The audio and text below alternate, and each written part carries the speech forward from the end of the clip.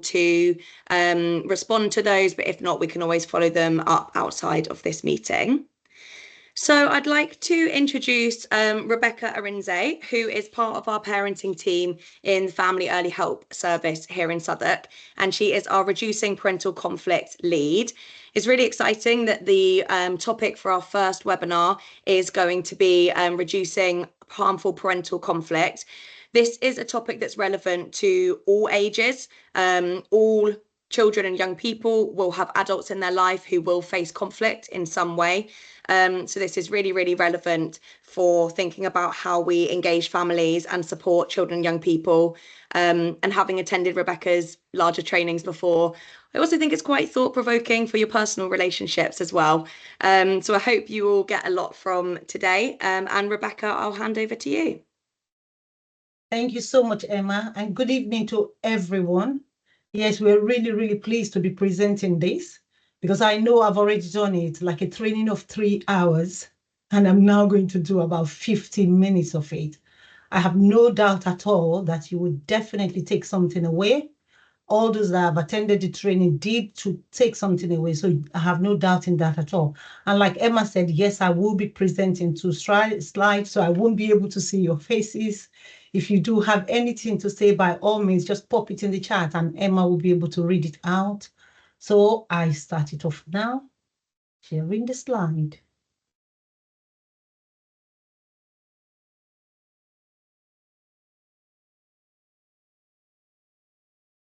Emma, could you see that, please?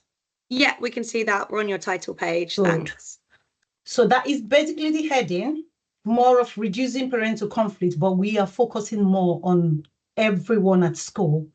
This aspect is funded by Department of Works and Pension, and as such, it is free to everyone that is attending because it is funded by the Department of Works and Pension. And it came about 2016, when there is a growing need for an early help before relationship get into domestic abuse. It is believed that domestic abuse does not just start overnight. It starts with conflict. And hence, the money that is being given to domestic abuse team is somewhat reduced a bit to be able to focus more on early intervention, helping families to reduce the conflict they have in their home, so that at the long run, this will benefit the children. And more importantly, is the father is impacting on the children. That is why we are here. So, wow. The slide is playing up.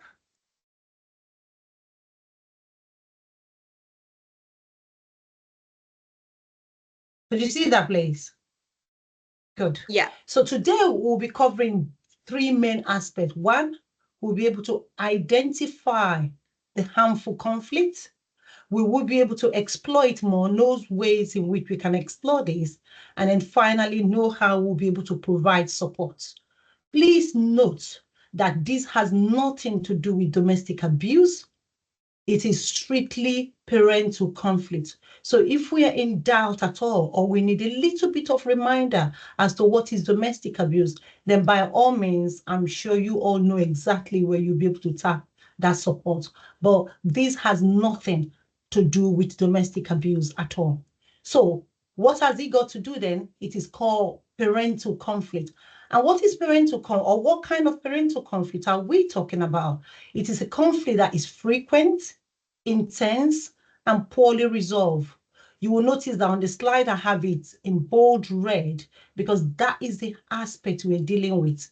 Conflict that is frequent, that is intense, and that is poorly resolved. And the reason why we're focusing on this is because it has negative impact on the child. It places the child at risk of their social well-being, emotional well-being, and of course, the education outcome as well. And research also shows that families or couples that are in relationship that is characterized by hostility are usually less sensitive to the child's need. Hence the need for us to discuss this even more. Then we continue, the need for us first to focus on family formation. The formation of the family is not mainly what is more important, but rather it is the quality of the relationship. You will notice that here I have about 5 points there, which is the extended family, adopted families, step families, grandparents, same sex, and the list goes on. But please note that it's not about the family formation, really. It is the quality of the relationship that makes or break a family. It is the quality. And that is the reason why we are focusing more on what is going on in this relationship. And then please note as well that conflict is a reality. We can never run away from it. Wherever we go, we will face conflict one way or the other. And it is impacted by past experience, but we want to focus more on the green part. The green one is more of the positive one, and that green one is where we see conflict as being natural. We see conflict as part of everyday life, and we also see conflict as being normal. Then the other aspect is the destructive one.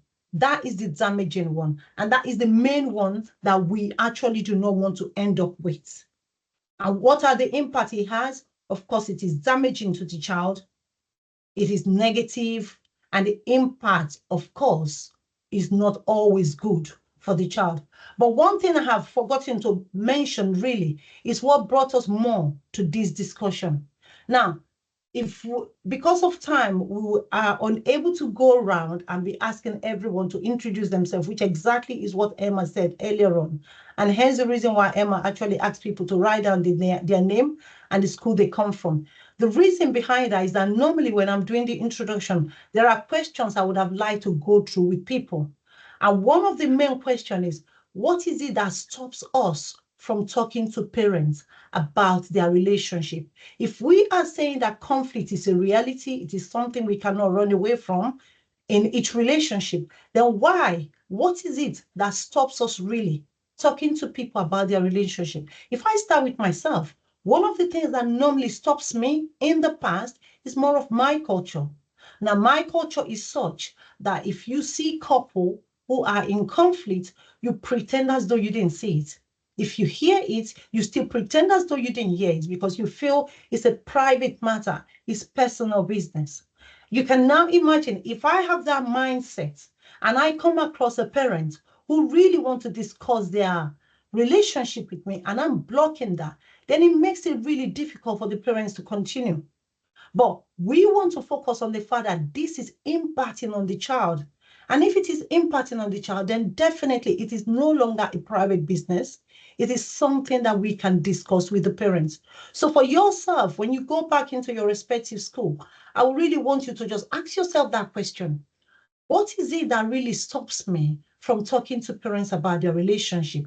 Is it because I don't feel comfortable with it, or is it because of my culture? If that is the case, what can we do about it? And that is the idea about this training. Now, when we were running parenting program, we actually noticed that many parents are being referred, even from schools, to our program to attend parenting program. But we gradually came to realize that when parents are referred to attend parenting program, the problem is not actually their parenting style, it's more of their relationship with each other. But many times, these often come to the fore towards the end of the program. So if the program were to be 10 weeks program, it will probably be at week 8 that you hear parents saying, you know what, the problem is not actually just me and the child, it's more with me and the dad, or more with me and the partner. And at that stage, it's a bit too late. Hence the reason why when it comes to this subject of parental conflict, we now discuss it in all the parenting program.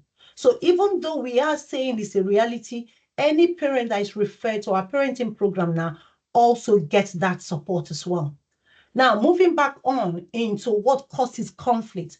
Again, if we were to be in a place where I can be asking questions, I'll be asking everyone, what are some of the things that causes conflict? But because of time, I will be showing it in the slide here. And the 4 ones that we've just noticed here is money, parenting style, household chores, relationship with wider family. It's extremely important that we take note of that relationship with wider family, because many times when a child comes to school, we focus mainly on probably the person the child is living with. Many times we do not think about the extended family members that probably, yes, they don't live in the home, but they might actually be the one causing the conflict. So it might be my own mom that doesn't live with me, or my dad that doesn't live with me, that live kilometers away, but have visiting to my home constantly cause conflict. And unfortunately, the child is observing this. When the child observes that, the child comes into the school, then there is some kind of behavior. But immediately we might just think it's just between mom and dad, or just between mom and the child, not knowing is the extended or the wider family. So please, please take note of that. Then the next list we have is work, unemployment, infidelity, social media, sex. Now, we all know that social media plays a huge role in conflict and relationship. But the next one there says sex and intimacy. Now, a child in primary school would definitely not be aware of what is causing problem between their mom and dad. What they might just notice that maybe they wake up in the morning, maybe mom is a bit grumpy, maybe dad is a bit grumpy, or maybe mom is a bit snappy or whatever. And that naturally makes the child to feel uncomfortable what could be going on. The child comes to school exhibiting some kind of behavior. The school is worried what is going on with this child. Of course, the child is unable to figure out, but the child could notice some kind of behavior. And then it goes on housing. So some of the children that we are working with might be coming from home where it's really, really cramped, and yet they are not able to discuss this. It impacts on their behavior. Their friends, babies, having siblings is a good thing. But sometimes the addition of a new baby in the home also creates conflict. But the biggest part is that when we see the parents, we don't often, many times, we don't know all these 12 points that is mentioned in the slide that is going on in their life. We might notice a change in the parents' appearance. So maybe in the past, when the parents is dropping off the child at school, they look a particular way, but this time around, the appearance is a bit different. Or we might notice that the parent is becoming anxious, excessively anxious over things, or even depressed. And then we wonder again, oh, this mom or this dad, she's looking depressed, or she's a bit depressed. What could be going on? Then the next one is change in their behavior. And of course, the last one is lack of empathy. So you can imagine the parents is invited to the school, maybe to discuss certain issue, and you notice that these parents just doesn't care, or appears to look like she doesn't care, lack of empathy. And you're wondering, she's so cold. Oh, he's so cold. Why is it I'm talking about James and she just doesn't move at all? Her facial expression is such that it's almost as if she doesn't care about the child. In all honesty, that might not be the case. On many occasions, it could be any of those things that we've mentioned at the very top that is bothering the parents.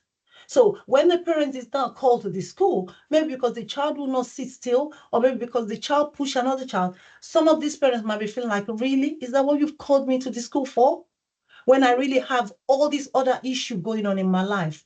So many times when we see parents appearing this way, at the very bottom of the slide, all those points shown there, those four, please stop. Any of the very things at the top might actually be what is causing the problem. So we don't just want to immediately assume, oh, she suffers with depression. She actually might not be suffering with depression. It might just be, maybe she's just found out that her husband is cheating on her. It might also be that, no, she's not suffering from depression, but the wider family is what is causing problem, and hence the reason why she's looking the way she's looking.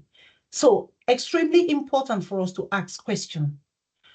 Now, at the end of today, if you are unable to remember anything at all, please remember this model. If you remember this model, then it will help every time you meet with parents, every time a relationship is being formed, anytime, even relationship with parents, relationship with the children, relationship between parents themselves. So not just teachers and parents. So what do we mean by the vulnerability stress adapter model? You will notice on the slide there, the very one at the top is enduring vulnerabilities. And that is the stuff we bring with us. What does this mean? It simply means, like, if we talk about our social graces, who we are, the gender we are, our religious background, our moral upbringing, the family we come from, the educational standard we have, All of that makes us who we are. Experiences we faced in life. We all have our enduring vulnerabilities. Everyone has theirs. Now, situation or problem often come when stress comes. So I'm going to just use an example just to help us to understand exactly what this is talking about. So I'm going to use an example between myself and Emma. So let's take it that I have my own enduring vulnerabilities, whether I like it or not, I have it. Emma has her own enduring vulnerabilities. Again, whether she likes it or not, these are the things that makes her, the upbringing she has, the everything, her educational background, everything. I have mine. Now, we both met each other and we probably just like each other, maybe the way she speaks or the way she walks or whatever, and we're gravitated towards each other. That is fine, no problem. Every time we talk, everything is going well. Now, it might now get to a stage where I feel like, you know what, it's high time. Emma, maybe me and you need to do more stuff together regularly. So you come to me regularly and I could come to you. So you come to me today and I'll come to you tomorrow. Or we move in together as just best friends. Now we move in together. And this is where the stressful events come. Emma decided that, you know what, this is the living room. I want the settee to be the sofa to just be facing the bay window. And I said, no, I want the sofa to be facing the garden or to be back in the garden. And that starts creating problem. Emma wants it this way, I want it that way. That is one of the stressful events. Another stressful event could be maybe because we've now gained an employment, she worked long hours, I work reduced hours, we don't get to see each other often. That is another stressful event. And that stressful event now, the yellow one there is adaptive process. The way we adapt to the stressful events that we face could make or break the relationship. And the way we adapt could be, you know what, Emma wants it this way, but I wanted it this way. All right, let me give in to Emma's way and let's just see how it goes. By doing that, it helps with our relationship. And hence the reason why many times you will notice that when couples, marriage, when they come together, it is said that their first 2 years is the most difficult time for them. Why? Because they probably never lived together. And now they're living together, they're seeing different sides to each other. And that is stressful. The way they deal with that stress could make or break the relationship. So oftentimes when you hear people say, oh, he has changed, oh, she has changed. No, not that he has changed, not that she has changed, but rather the stressful event you are both facing, you've probably never faced it before, and that is what is causing the problem. So instead of dealing with the stressful event, couples end up attacking each other. But what we want couples to see is to deal with that stressful event, think of how to communicate things, adapt to it, because it will make their relationship, and of course, the impact it will have on the child will be a positive one. The next slide is showing us now how conflict manifests itself in a child, especially destructive conflict. One of them is that some children internalize it.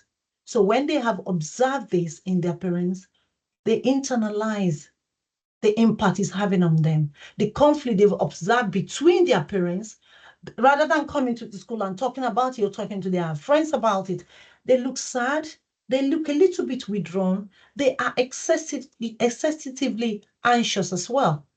Or they externalize it. Externalizing it simply by becoming aggressive, they're having problem with their behavior, they're acting out. And again, you're wondering, what is wrong with this child? And the next one is parent-child. What does that actually mean? It simply means that if this child were to come from a home where there is 2 or 3 more siblings, they take on the role of now the adult, looking after their siblings, saying to their siblings, don't worry, you're going to be okay, we're going to be okay, mommy's going to be okay, or daddy's going to be okay. And of course, coming to the school become a problem as well, because they are taking on the role of the parents now, they're having to do more stuff. And sadly, this impacts on the child. Apart from the fact that those bits that we have mentioned, this slide is a huge impact again it has on children, where parents place the child in the middle. So the child becomes a mediator. And what do we mean by that? It simply means a situation whereby the child feels they have to mediate between parents to keep them happy. Oh, mommy, daddy said this. Daddy, mommy said this, or whatever. Mediating between both of them so that things are fine. Many times, parents place their children in this role. The next one is where the child becomes a judge. No, daddy, you shouldn't have done that. No, mommy, you shouldn't have done that. Or the reason why daddy did this to you is because you said this, you said that. If you hadn't said this, then maybe daddy wouldn't have said that. The child becomes the judge, or the child becomes the confidant. A situation whereby parents have to confide on the child and say to the child, you know what, James, I just want you to know that yesterday this happened and that happened and the other one happened. It's just for you to know that. Don't say it to anyone. Don't let your dad know I'm telling you this, but just know that. Or where the child becomes the messenger. No, tell your dad that he is the one taking you to school tomorrow because I am not taking you. Or tell your mom that this happened and the other one happened. Or maybe you ask your child, even when the role of the judge there, you say to the child, okay, you know what? I bought you the trainers yesterday. It was me that went to the parents' evening yesterday. It was me that did this the other day. What did your dad do? I'm not condemning your dad. I'm just asking you, think about it. We make the child to become the judge, to have to decide who is right and who is wrong. Or the last one, where the child becomes the spy. All right. So where did you go over the weekend? Oh, mommy took me. We went to go and see mom's friend. Oh, mom's friend. And who is that? And His um his name is Apple. Okay, Apple. All right. And what happened? And then we came back home and we had pizza. Okay. And what else happened? And then I was watching TV. Okay. And where is mom and Apple? Oh, they were upstairs. Can you just imagine what the parents is doing to the child? These questions is not making the parents happy. So if it's not making us happy, why are we putting this child in this situation where he becomes the spy, where he has to be the one carrying all these 5 loads? This is the situation that some children are facing. And unfortunately, even we as professionals, as teachers, could play any of this role. Situation whereby a parent come to you, maybe the mom, saying to you know what, I just want you to know that this is what his dad did. This is what his grandma did. This is what they did. Don't ask them, but I just want you to know. Or don't phone me to tell me that he's done this. Why not phone the dad as well to tell him? Why are we placing that role? Because it's not helping anyone. So these are the things that we want to help parents to see, the role they place their children on. And unfortunately, if they place us in that role as well, we want to help them to realize that this is not a role for us.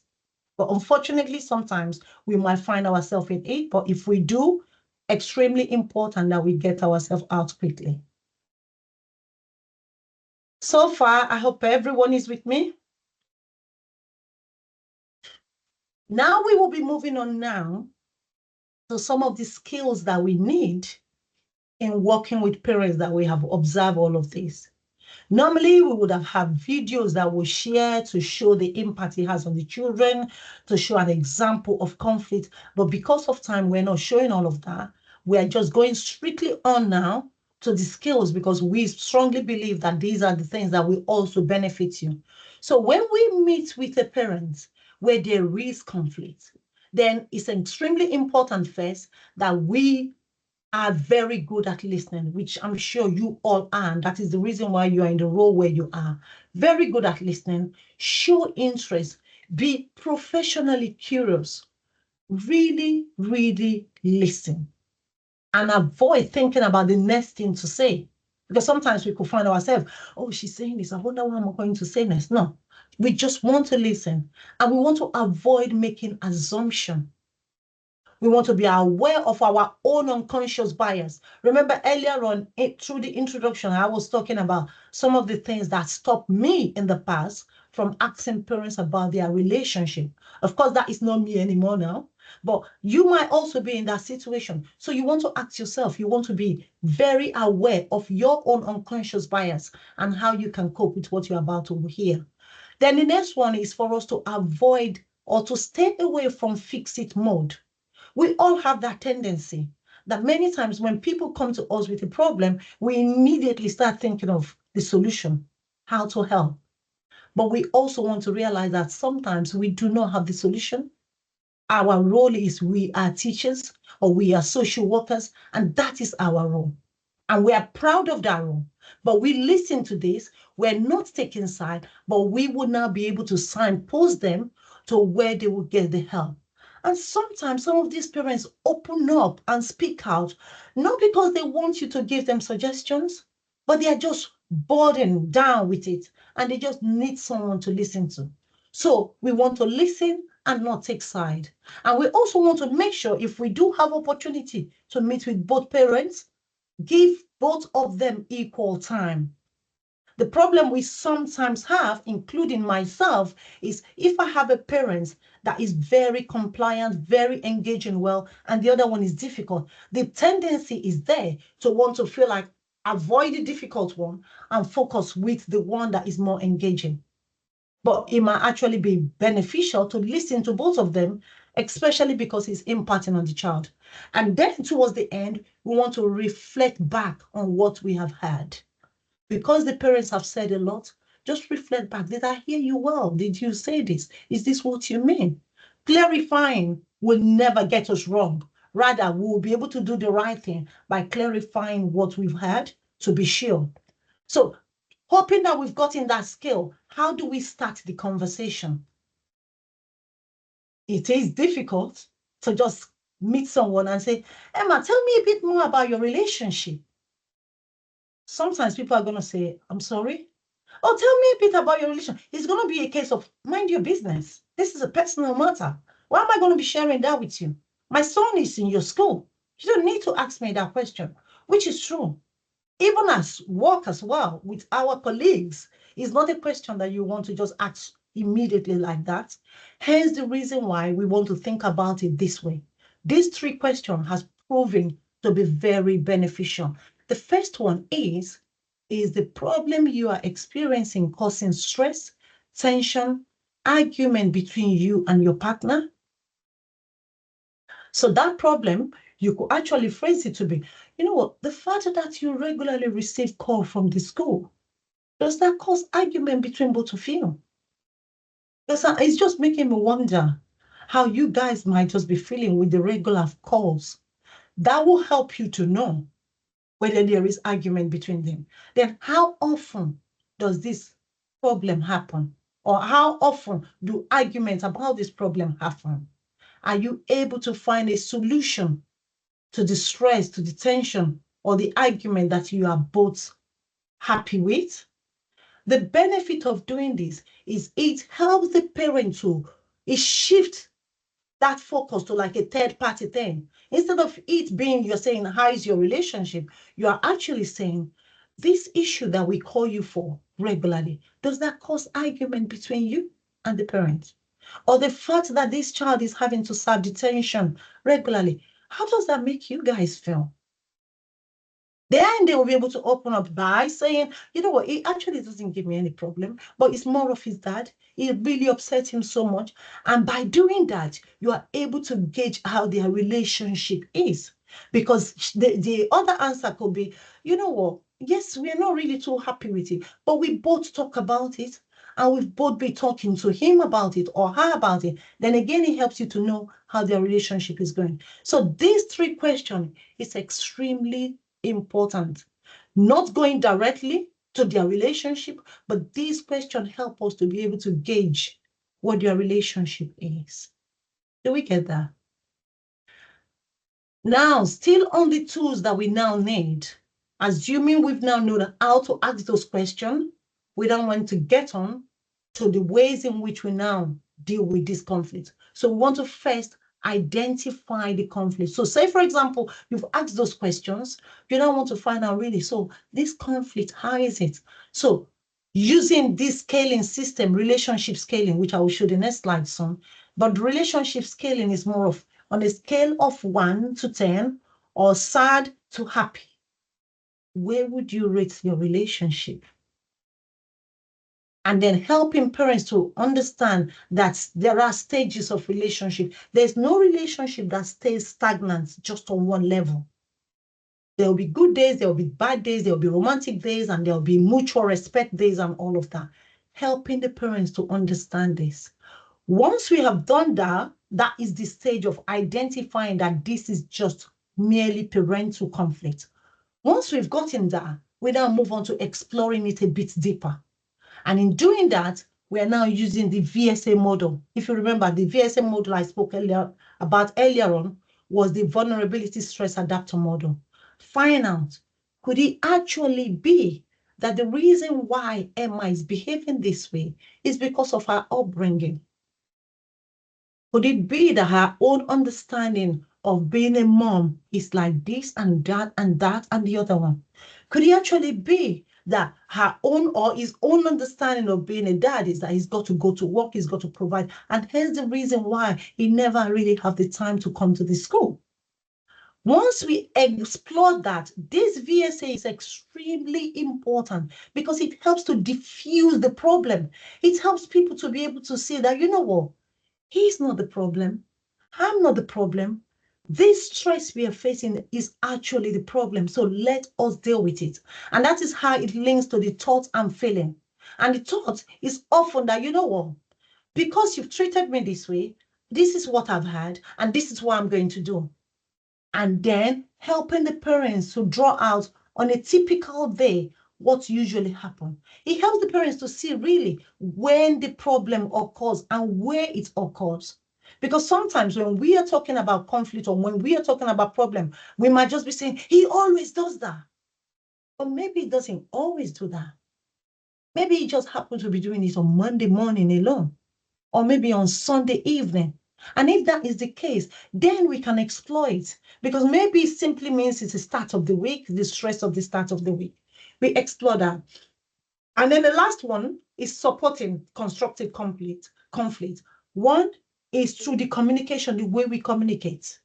And so how we communicate could be using the soft tone or the harsh tone, which I will show again. And then, of course, we have the child in the middle.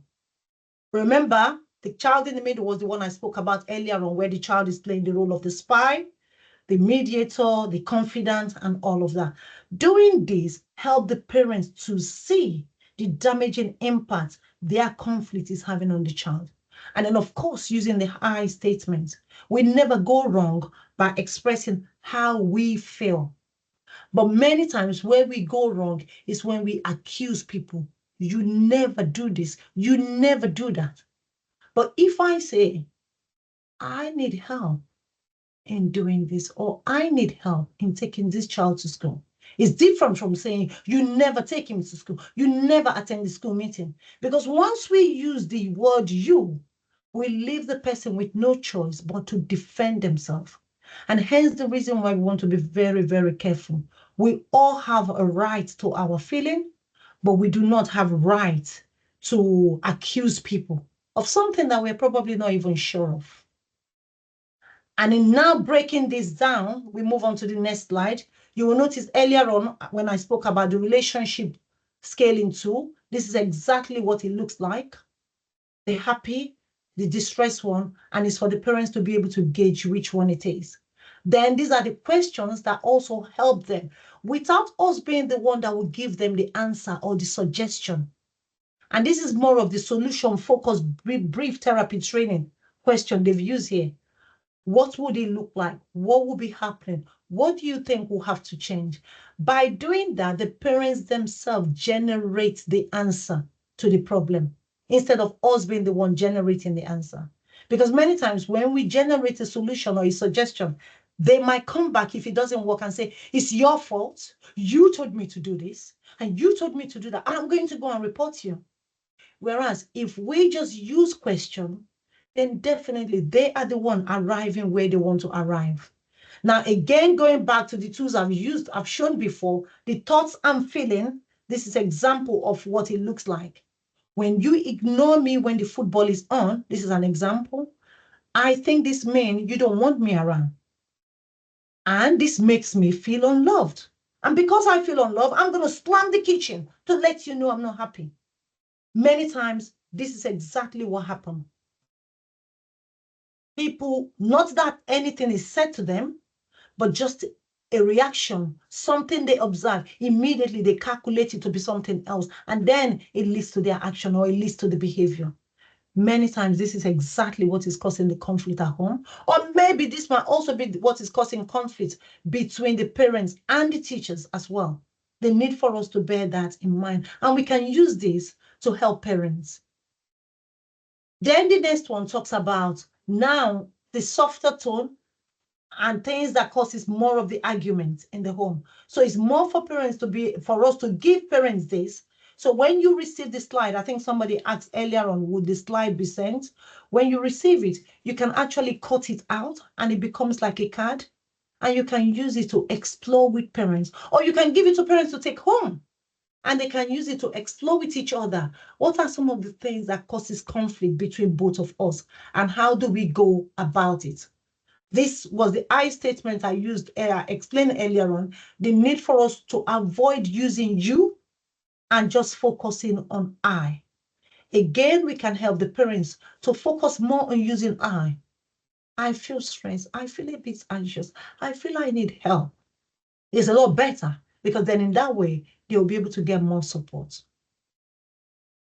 Now, this would have been something, again, I would have liked to ask question on, but because of time, then we can't do that. But just think about how many positive moments does it take to balance a negative one? So when one negative thing is said to someone or done to someone in a relationship, or maybe not even in a relationship, let's think about our siblings, let's think about our work colleagues and all of that. One negative thing is done to us. How many positive moments, how many positive things do I need to do to correct the one negative thing that I've done? Research says at least 5. At least 5. So I've only done one wrong thing, and I'm now going to undo it with 5 things. That's a lot. That is really a lot. Hence the need for us to be very careful when we are criticizing or any other negative thing for parents to think of what else they need to do. We can again use this to help parents to think, especially if we do not have the time for them to come into the school and sit down with us. We can share them this. And then helping them to also think of arguments, the harmful one and the helpful one, which is more of using the harsh tone or a soft tone. That helps parents to be able to diffuse the problem a lot quicker. But like I've said again, this can be given to parents just as a card for them to go home and explore with their partner. And of course, if they are not living with their partner, then they can go home for themselves and just think of how they can use that. Now, in summary, we have been able to discuss 3 main things, and that is identifying parental conflict. So being sure by using the question that we started off earlier on, how often does this problem cause argument between both of you? By you doing that, you are able to understand whether there is conflict, whether they often have conflict, and then we want to explore it more by using questions, more questions to help them to arrive at the right point. Once we've done that, then we provide the needed support. How do we provide the support? This is one of the support that Southwark has paid for parents to access. So for yourself, you can see the QR code there. What I will implore you all to please do is to scan the QR code, familiarize yourself with this website, and pass it on to parents. So when you notice that there is a relationship in conflict, or even if there's no relationship in conflict, they can use this to enhance the relationship they have in their home. And of course, it will have a good outcome for the child. Even we ourselves as professionals, we can also log on to this website. One of the questions it will often ask you is, are you joining as a professional or as a parent? You click whichever one applies to you, and the support is there. So instead of us being the couple therapist and also being the teacher and head teacher and safeguarding officer, when we haven't got much time for that, this website will do the job for the parents. They can go on it on the comfort of their home. And this is exactly what it will look like when they go on it. It asks them to create their own account. No one else sees it. So it's not as if anyone is going to be spying into it. They create their account, and there are so many subjects that it discusses, 4 courses in particular. One is about money. The other one is about arguing better. And the next one is getting it right for children. And of course, another 4th one. So, which is more of separating better too. So parents can log on to this. They can do the course. Once they finish or they feel like they've had enough, they can stop it and come back later and continue. Each of the courses take about 40 minutes to complete, but it could take longer if they decide to reflect on each of the points more. But this is exactly what it looks like. You will see when you look at it properly, it has my name somewhere there because I've already logged onto it, and that is my own account. You can use that because Southwark particularly paid for this to be used by all Southwark parents. So even if the parents do not live in Southwark, but their children attend school in Southwark, they can join and just click Southwark because that's the only way they will benefit from it. Now, apart from using this, there is also another website from Quorum, and this is the link. They also provide strategies for parents on dealing with harmful conflict. So you can have this as well on the slide that will be sent to you, and you can explore that. But apart from you exploring that, remember, it's more for the parents for us to give to them. But we can use it for our own self, because when my home life is good, then I'm in a better position to also be able to help someone else. That is one of the slides that we can give them. And that is basically it. I'm sorry if I have rushed it. I hope you've been able to get the point, the gist of it really. This slide will definitely be sent to you, and you'll be able to muse over it at your own convenience even more. But for now, it's more about questions really, if we have any question. Thank you so much, Rebecca. That was a bit of a whistle-stop tour, but a really firm introduction to a big topic. You're used to delivering this content in a much longer session, but we wanted to make sure that the content could reach as many people as possible. We know in schools you're really, really pushed for time. And I think there can be that kind of query of, well, what role should schools have when it comes to parental conflict? Like you suggested, there could be many reasons that we want to kind of shy away from that. But I think you've really shown that we can accept that conflict is just a natural part of life. There's always going to be conflict over, you know, what to have for tea or what time to get up in the morning or how to parent our children. And the tools that you shared there are really practical ways that we can support families around this. We can show that, you know, they don't have to try and deny conflict. It happens in everyone's life, but we can support them to develop really effective, constructive ways of managing this. Ultimately, because we know that how the conflict is handled will directly impact our children. So thank you so much, Rebecca. We don't have any questions in the chat. If anybody does have a question, please do take yourself off mute or use the raise hand icon or put it in the chat. But I think we also, just while people aren't coming up, thank you, Rebecca, we have we're asking you to do a lot of work at the end of the day here, but we have 2 feedback surveys. The purple one is specifically for the training that Rebecca delivers, so really thinking about the content that you've heard today. And then the one in green is more about this brand new Safeguarding in Schools webinar series. This is the very, very first one of this series, so it would be really, really great to have people's suggestions for what you want this series to look like. What topics would you like it to include? When would you like these to be delivered? All those kind of points. We'd really appreciate if you could just scan both of the QR codes. You could always scan them, get them up on your phones, and then look at them at a later time. That's absolutely fine. But in the meantime, while people are maybe having a look at that, and I'll put a link in the chat as well, I'm really pleased to say that the next topic for the next Safeguarding in Schools webinar session is going to be around harmful sexualized behaviour. So thinking in particular about some kind of sexualized or misogynistic behaviours that we may be seeing in school, and we're going to have input from our clinical service as well as our community safety service to think about what we can do in school, because we know we're coming up about against these behaviours quite a lot. So that will be in early June. The date is yet to be set, but do keep your eyes peeled for more information, and I hope to see loads of you there then. So I've just put a link to the webinar feedback survey in the chat. But I think if there aren't any other questions from anyone. Yeah, Emma, I was also just thinking, if there are no other questions, please remember everyone that with the parenting program we're on, what I've just discussed with you today as well, we cover some of them with the parents, even videos on the impact it has on the children. That video is usually very powerful for the parents because when they observe it, many of them go off and they say, I can't believe this, that this is what I'm doing to my child.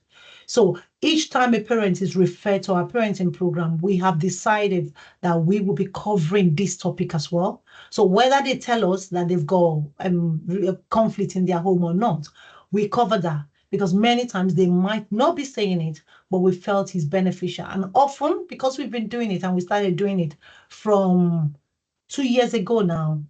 So it's actually going 2 years. In December this year, it will be 2 years.